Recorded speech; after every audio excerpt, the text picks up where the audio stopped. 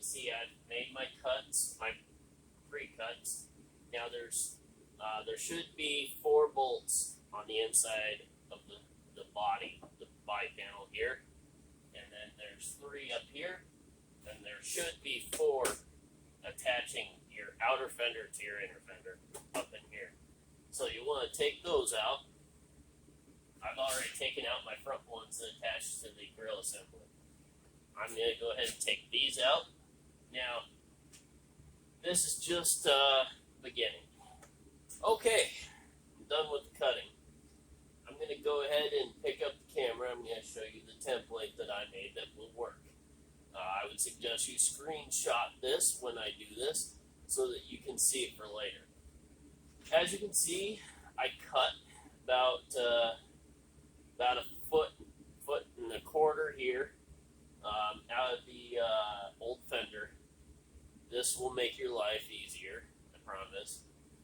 Now, as you can see, I cut it along here to make sure that the new fender plate goes right over here, so you can bolt that in to these holes here. Let's go ahead and take a look at that template. There you go. There's a good view of it right there. Go ahead and screenshot that so you can see it for later. Then we can slide the new fender on, get some of the bolts put in, and start worrying about what we're going to do with this. Now, as you can see, these bolt holes here get pretty dirty, and you just want to, before you try going sticking stuff in there, you want to kind of lube them up a little bit, you know, make it easier for the bolts to come through.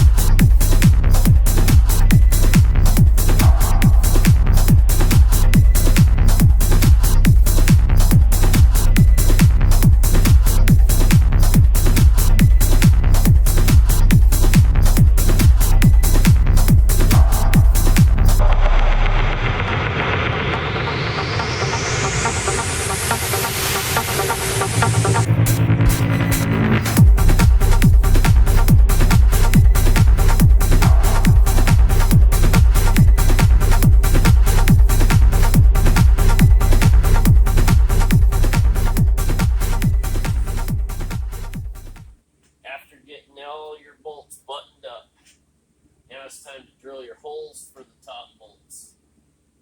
So we're going to go ahead and do that. Now, as I'm sure you know, go ahead and start with a small bit to get your pilot hole.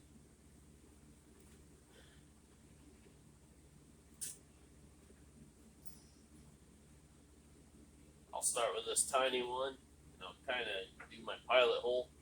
Then I'll come in with this one. This is I know you can't really tell, but this is the size you're going to need for the bolts. But you'll be able to figure that out.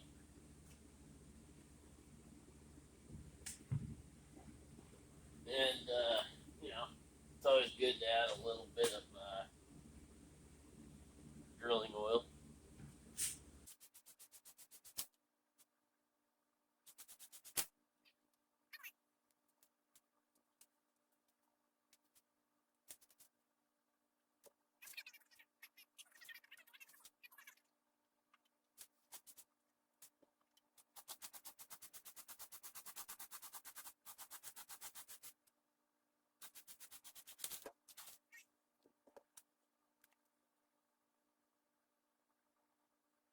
As I had previously stated, you get a whole hardware box, and these are the bolts you're going to have. Like I said, it's got an Allen top. You know, you get a whole bunch of washers, a whole bunch of nuts. Now this is the tricky part.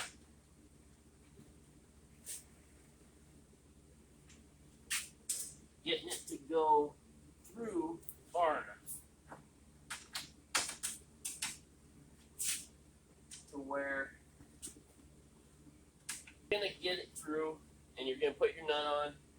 you'll drill the rest of your holes. You want to get this first one in first, because that'll help you a lot. So let's go ahead and finish up the holes. Okay, now as you can see, we got our bolts in, drilled our holes, put all of our bolts in, and nice up and tight. So now we got to drill our hole for our hood latch deal here. And best way to do this is you want to have it, you want to make sure that this rubber gets in here the way it should. So it's going to be like that, you know. You want it to sit down on there. So I'm thinking that I need it probably right about there. Right about there. And then also, you've got these plastic deals in the back. They make it so that the thing don't turn. So you'll have to drill holes for that as well. So let's go ahead and do that.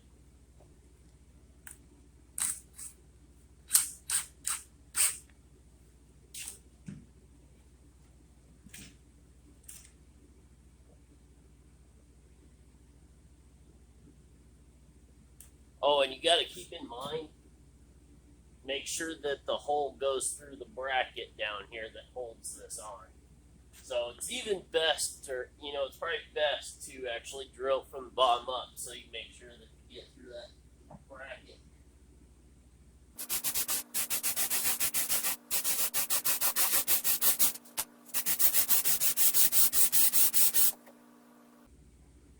This stuff is thick, so it'll take you a little bit of time, but let's go ahead and do that, and then we'll go from there. All right, as you can see, I put the hood latch back on there. I'm going to have to move it over about an inch. This is why I was telling you it's going to take you a little bit of time to figure out where you need everything.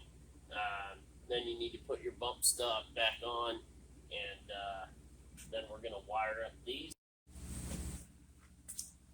All right, so you're going to have two setups here, like I showed you previously. This one goes to your front blinker and runner. This goes to your side blinker and runner. So I'm going to go ahead and just run it to the to this ground and this hot. This you don't need from that. As you can see, you've got ground and a hot for your blinker. We're gonna put some butts on there and get her wired up, and then wrap some electrical tape around it. That was my installation of the EAG Fender flare, so a 2000 Wrangler with the 3-inch flare. Takes a couple hours, but it's not too bad. The worst part's probably the cutting. And please look at my Instagram at Tony's Green 4x4 thing. Look at my other YouTube videos, they're all great. Thank you for watching, and have a nice day.